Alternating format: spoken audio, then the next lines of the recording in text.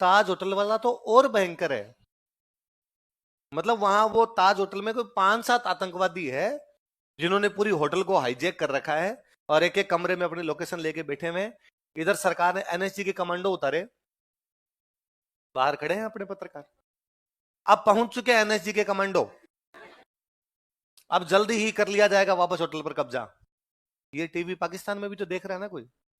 वो उनका हैंडलर पाकिस्तान में बैठ के अपने यहाँ जो ताज होटल में उसका आतंकवादी बेटा उसको कह रहा है कि नीचे एनएसजी आ गई, ध्यान रखना। अब और अपने पत्रकार और अब एनएसजी का कमांडो जा रहा है 5वीं मंजिल की तरफ। वो उधर से कह रहा है टारगेट 5, टारगेट 5। वो अंदर 2 आदमी बैठे हैं, उड़ा दिया। ये अपनी पत्रकारिता है। तो अपनी मीडिया जिंदाबाद है। कई मामलों में तो कैसे काम करती है मीडिया की खुद के नहीं समझ में आ रहा है।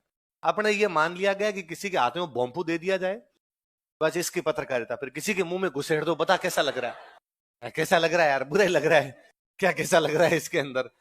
तो मैं कंधार तो जब भी याद करता हूँ मुझे लगता है अरे यार उस साल वो कांड नहीं हुआ होता तो बाद में कितने सारी जाने निर्दोष लोग मरे होंगे उसके अंदर, उस एक आदमी की वजह से। वो एक आदमी हमको छोड़ना पड़ा, उसने बाद में एक आतंकवादी संगठन बना दिया और बाद में खूब सारी कांड हो गए अपने। एक तो ये भी कारण, और एक मैंने एक दिन पहले बताया था शायद आपको कारण, कि हमारे एक प्रधानमंत्री बने, वही महानतम प्रधानमंत्री रहे अपने, इंद्र कुमार गुजराल। साल भर के लिए नहीं बने होंगे, साल भर के बने थे, लंका लगा गए देश की। का भारत एक शांति प्रिय देश है, इसलिए भारत देश अपने पड़ोसियों के साथ कोई छेड़छाड़ नहीं करे। हम शांति से रहेंगे, पड़ोसियों के साथ अच्छे संबंध बनाएंगे। इसलिए पाकिस्तान में जितने जासूस थे वापस बुला लिए। आपका एसेट खत्म हो गया यार, आपको न्यूज कौन देगा? न्यूज भी तो मिलनी चाहिए ना वहां पर क्या चल रहा है। हम शांति प्रिय, अरे नहीं है शांति प्रिय, नहीं बनना शांति प्रिय। लातों के भूत डांगर ने घिरे दकालियां जद लाठियां खेतर उखाड़ी जाए। पशु जब धमकाने से नहीं निकले तो किसान लठ उठाता, लठ, और बाद में जाके उनको भगा के आता है। ये नहीं वो बैठा बैठा करता अरे चले जाओ रे बाहर, क्यों आगे खेत में, तो ऐसे करने से पशु निकलता। किसान भी रात को लठ लेके सोता है कि नहीं भाई ऐसे नहीं निकलेंगे, उनको बाहर निकालना। तो वो तो यार दुश्मन है, उनके साथ ऐसे कैसे कर सकते हो। तो सारे के सारे वो 98 के आसपास में थे गुजराल जी, 97 98 में थे, वापस बुला लिए। उधर से सूचनाएं मिलनी बंद हो गई, इसलिए 98 से लेके 2008 तक ये 10 साल तो भयंकर ही बुरे निकले भाई साहब। डेली कोई ना कोई होते। 2008 के बाद अपने सरकार वापस जागी, सरदार जी वाली सरकार थी, मनमोहन सिंह जी वाली, और उन्होंने वापस भेजने शुरू किए। थोड़े थोड़े अंदर और रखो रहे, और थोड़े थोड़े अंदर और रखने शुरू किए। तब अब अपने पास सूचनाएं आती है। इसलिए पिछले 7-8 साल में आपने आतंकवादी हमले ज्यादा बड़े नहीं देखे कि सामान्य जनता को किसी प्रकार को नुकसान पहुंच गया, कि भाई हॉस्पिटल के अंदर बम फोड़ दिया, किसी मंदिर के बाहर बम फोड़ दिया, रेलवे स्टेशन पर बम फोड़ दिया। इस प्रकार की घटना कई सालों से अभी देखी। उसका कारण ये है कि हमारे कुछ अज्ञात भाई, कैसे भाई, है ना, मैं आजकल यूं बड़ा राजी रहता हूँ। मैं अभी थोड़े दिन पहले एक इंजमामुल हक का एक बयान था, यदि आपने किसी ने ध्यान दिया हो तो, है ना। इंजमामुल हक का भी थोड़े दिन पहले बयान था कि उसने कहा था कि हरभजन इस्लाम में जाने वाला था। तो वो बात तो छोड़ी, हरभजन दूसरे दिन का आगे पता नहीं कौन सा सस्ता नशा करके बात करता रहता है। पर मैं उस पे एक दूसरे पे ध्यान दे रहा था। उसमें इंजमाम बोलता है, इंजमाम कहता है कि हम पाकिस्तान क्रिकेट टीम वाले जब शाम को नमाज पढ़ते हैं तो हम एक मौलाना साहब नमाज पढ़ाने के लिए आते हैं। उन मौलाना साहब का नाम है तारिक जमील। मेरा ध्यान उस पर तारिक जमील पर गया। ऐसा तारिक जमील इनको नमाज पढ़ाते थे क्या? तारिक जमील नमाज पढ़ाने के लिए आते और हम सारे नमाज पढ़ते। कुछ इंडियन टीम में भी कुछ मुस्लिम जो थे खिलाड़ी थे, वो भी नमाज पढ़ने, ओबीसी बात है, कोई प्रार्थना करो नमाज करो। तो उनके साथ हरभजन भी आता था। और हरभजन ने कहा कि एक दिन क्या, मैं भी इधर आना चाहता हूँ, लेकिन मैं तुम लोगों को देखता हूँ तो लगता है कि यार तुम में तो इस्लाम की एक ही बात नहीं है, तो किस लिए आ जाऊं इधर। हरभजन ने हालांकि अगले दिन खंडन किया, उसने कहा झूठ बोलता रहे, झूठे लिए हैं बेटे, इनका कोई काम तो है नहीं, और मैं ऐसा कुछ भी करना नहीं चाहता। तारिक जमील का बेटा जो, उसको थोड़े दिन पहले अज्ञात हमलावरों ने सल्टा दिया था। तो अज्ञात हमलावर वही है जो हमने 2000 से 2008 के बीच में, 2008 के बाद में जो उधर डिप्लॉय किए हैं वही है।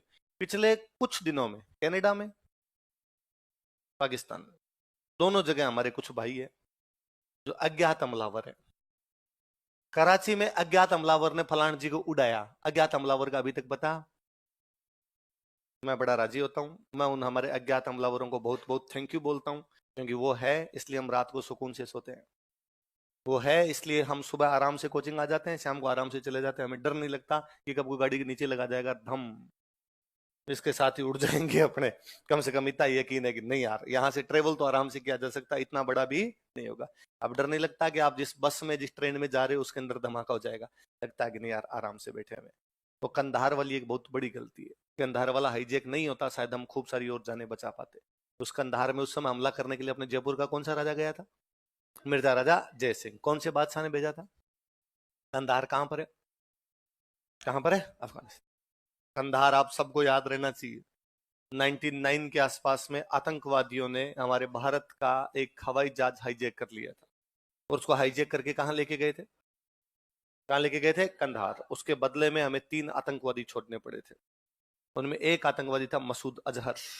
कौन था? जिसने बाहर जाने के बाद बनाई थी लश्कर ए तैयबा। क्या बनाई थी? उसके बाद भारत पर जितने हमले हुए हैं सारे लश्कर ए तैयबा ने किए। जितने बाद बम विस्फोट वगैरह हुए उनमें ज्यादातर में हाथ किसका था? तो वो करवाने वाला कौन था? मसूद अजहर। उसको कौन से जहाज के बदले में सौंपना पड़ा? जो जहाज कहाँ पे लेके चले गए थे? कहाँ पे लेके चले गए थे? कंधार यूं सीने में सूल की तरह चुभता है। उस दिन यदि हमारा जहाज वो कंधार लेके नहीं जाते तो हमें आतंकवादी छोड़ना नहीं पड़ता तो बाद में पिछले कुछ सालों के अंदर भारत ने जो खोया था वो उतना खोना हमें नहीं पड़ता। बहुत बड़ी।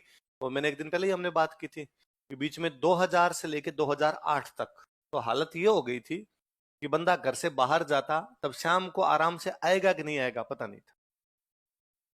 मंदिर में फट गया, मस्जिद में फट जाए, दरगाह में फट जाए, ट्रेन में फंस जाए, बस में फट जाए, हॉस्पिटल में फट जाए, कहीं पर भी बम विस्फोट हो सकता है, उसका कुछ भी पता। मतलब इवन क्या होगा कि ताज इतना बड़ा होटल है, उसके घुस के अंदर उन्होंने कब्जा कर लिया।